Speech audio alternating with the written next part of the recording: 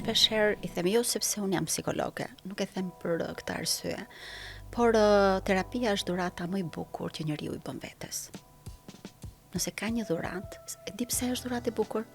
Sepse ti shkon edhe vendos të kesh një kohë për të njohur veten tënde. Ne nuk ndalojmë të njohim veten, të pyesim veten pse po më ndodh, pse reagova kështu, çfarë mund të bëj, çka ka tjetër.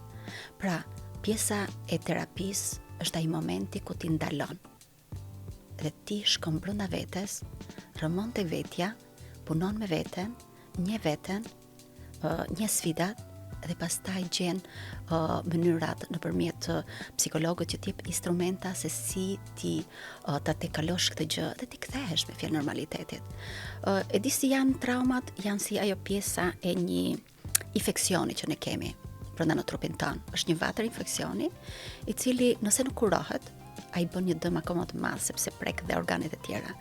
Kështu që dhe traumat e pakuruara, nëse ti nuk shkon, ta hapësh, të nxjerrësh atë pjesën e infeksionit, ta kurosh, ta mjekosh, ta shërosh, ajo është vërtet me fjalë një problem i madh. Por kur ti e shëron, plaga do ngelet, patjetër aty, sepse është një gjë që ka ndodhur në jetën tënde, por nuk e ka më fuqinë sepse s'ka infeksion. Është me fjalë një kujtesë, është me fjalë një shenjë që të kujton të kaluarën, por nuk të dëmton me atë forcën e infeksionit që ishte më përpara. Prandaj, unë do të bëja të thirrje të gjithë njerëzve të cilët mos ta shohin trajtimin psikologjik si një problem, por ta shohin si një mundësi. Dhe të marrin atje ku ata kanë mundësinë, sepse ka shumë shërbime falas. Nuk kanë nevojë patjetër që ti marrin ato me para, sepse me fjalë ka, por ta bëjnë si pjesë të edukatës së tyre, kulturës së tyre. Nëse ne shikojmë jashtë shtetit, psikologu nuk është më një gogol, por është një mundësi kur ti je shef veten tënde që s'po e menaxhon dot vet. Ti je shef që del përtej forcave të tua, sepse ka dhe një limit kohor, dhe do të bëja thirrje. Ne nuk nxitojmë për çdo gjë të vogël të shkojmë te psikologu. Ne shkojmë për tek shërbimi psikologjik në momentin që ne kemi përdorur risorset tona të brendshme, që është pjesa e reziliencës ton individuale që ne e kemi të gjithë, disa gjëra vetë rregullohen brenda nesh, kemi kërkuar mbështetjen e të afërmeve, njerëzve tan të dashur që na duan fort, mos ngatrojmë një gjë, njerëz që na duan për atë që jemi, që nuk është se për çdo gabim na kritikojnë, edhe na hedhin në momentet e vështira, por njerëz të cilët na vlerësojnë edhe kujdesen për ne.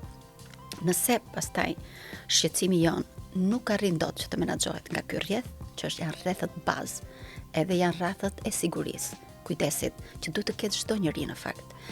Atëherë vjen roli i profesionistit dhe i psikologut për të ndihmuar në këtë sfidë që mund të paraqitesh, edhe për ta tejkaluar atë.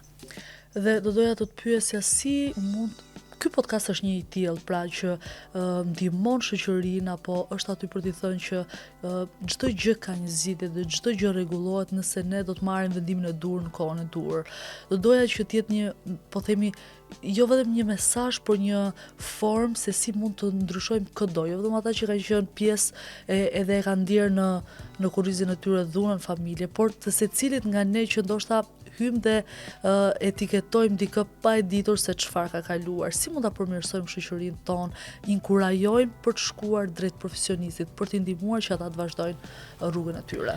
Jo vetëm të t'i kujtojmë vetes, po ndihmoj apo po dëmtoj.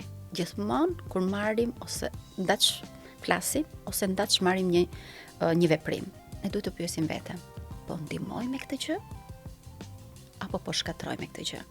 Kjo është një gjë të cilët ne kemi nevojë si shoqëri.